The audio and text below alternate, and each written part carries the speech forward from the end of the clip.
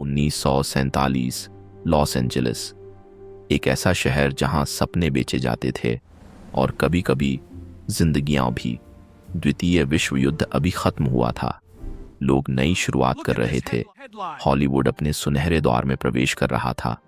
हर हफ्ते सैकड़ों युवा लड़कियां और लड़के स्टार बनने का सपना लेकर इस शहर में आते थे। उन्हीं में से एक थी एलिजाबेथ शॉर्ट, सिर्फ 22 साल की, पतली काया, गहरी आंखें और हमेशा सजी संवरी रहने वाली। उसका बचपन आसान नहीं था। उसके पिता ने परिवार को छोड़ दिया था। मां ने संघर्ष करके बच्चों को पाला। एलिजाबेथ हमेशा फिल्मों की दुनिया से प्रभावित थी।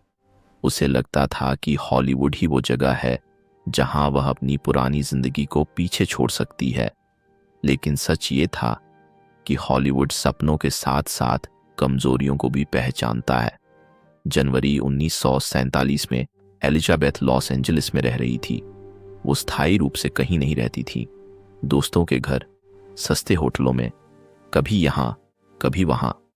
9 जनवरी 1947 को उसे आखिरी बार जिंदा देखा गया।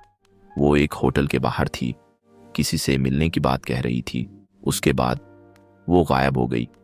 6 दिन तक कोई खबर नहीं, कोई फोन कॉल नहीं, कोई संदेश नहीं।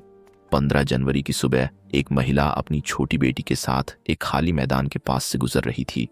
उसे दूर से कुछ सफेद सा दिखा। पहले उसे लगा कोई पुतला पड़ा है, लेकिन पास जाने पर उसे एहसास हुआ कि वो एक इंसान है। वो एलिजाबेथ शॉर्ट थी। पुलिस पहुंची, इलाका घेर लिया गया। जो दृश्य सामने था वो साधारण हत्या जैसा नहीं लग रहा था। शरीर को इस तरह व्यवस्थित किया गया था जैसे किसी ने सोच समझकर एक प्रदर्शन तैयार किया हो। ये गुस्से का विस्फोट नहीं था, ये नियंत्रण था, योजना थी, संदेश था। अगले ही दिन अखबारों ने इस केस को नाम दिया ब्लैक डाहलिया। मीडिया ने इसे सनसनी बना दिया। हर हेडलाइन में वही नाम, हर रेडियो स्टेशन पर वही चर्चा। एलिजाबेथ की निजी जिंदगी जनता के सामने खोल दी गई। उसके रिश्ते, उसकी दोस्तियां, उसकी महत्वाकांक्षाएं, सब कुछ सार्वजनिक हो गया। लेकिन सच्चाई अब भी गायब थी। कुछ दिनों बाद पुलिस को एक चिट्ठी मिली। किसी अनजान व्यक्ति ने खुद को केस से जोड़ने का दावा किया। चिट्ठी में कुछ ऐसी जानकारियां थीं जो केवल कातिल को पता हो सकती थीं। क्या ये सच था या कोई बीमार दिमाग मीडिया की सुर्खियां चाहता था? सैकड़ों संदिग्ध सामने आए। कई लोगों ने झूठा इकबाल जुर्म किया।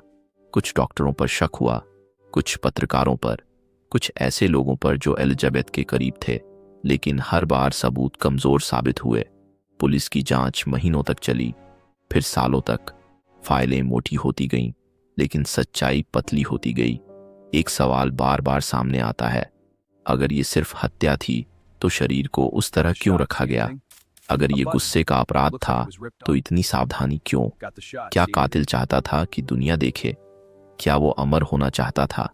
क्योंकि सच ये है, दशकों बाद भी ब्लैक डाहलिया नाम आज भी जिंदा है। एलिजाबेथ शॉर्ट को इंसाफ कभी नहीं मिला। केस आधिकारिक रूप से अनसुलझा है और शायद यही इस कहानी का सबसे डरावना पहलू है।